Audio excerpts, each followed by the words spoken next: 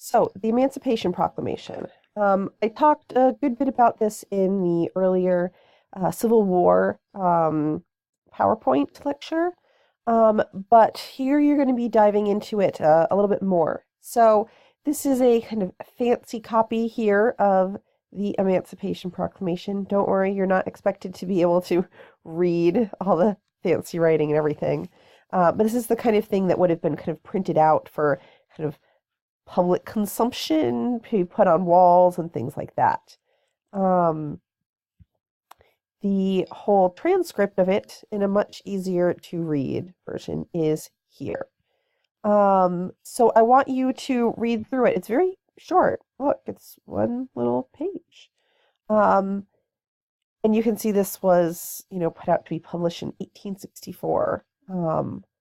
This fancy version up here. But this language of the Emancipation Proclamation, I want you to be reading it and really kind of paying attention.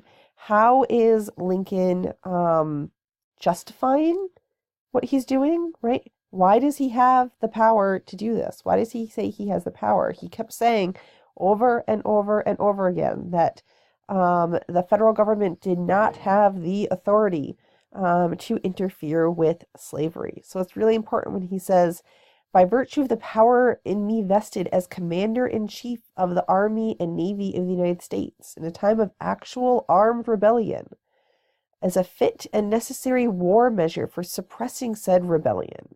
Right? That's how he's justifying. This is an act, this is a military action in a time of war and rebellion.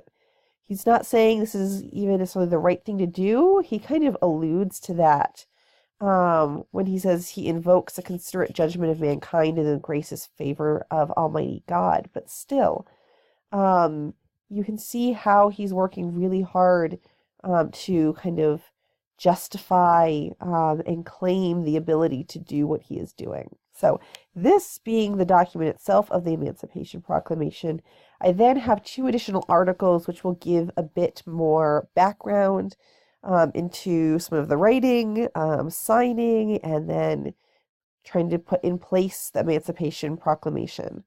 So I want you to be reading both of those kind of along with the original or document to be really thinking about the Emancipation Proclamation. I said, it doesn't end slavery, but that doesn't mean the Emancipation Proclamation isn't really important, because it is.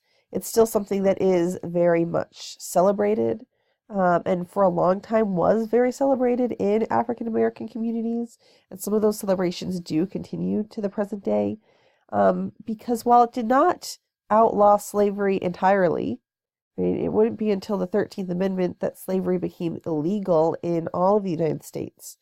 What the Emancipation Proclamation does is have a really heavy blow to slavery, because the vast majority of the people enslaved in the United States were included in those areas that would be affected by this Emancipation Proclamation.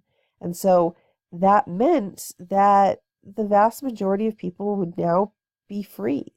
And it would be really hard to continue to enslave the relatively smaller numbers who would not have this Emancipation Proclamation apply to them because of where they lived.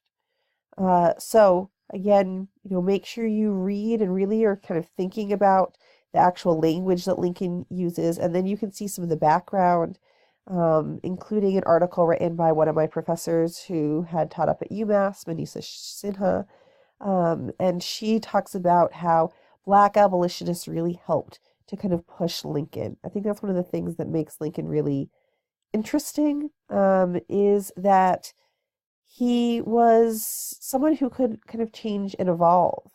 And listening to Black abolitionists, he was able to kind of change some of his thought processes, move away from the whole colonization kind of plan, which was something that he originally kind of supported.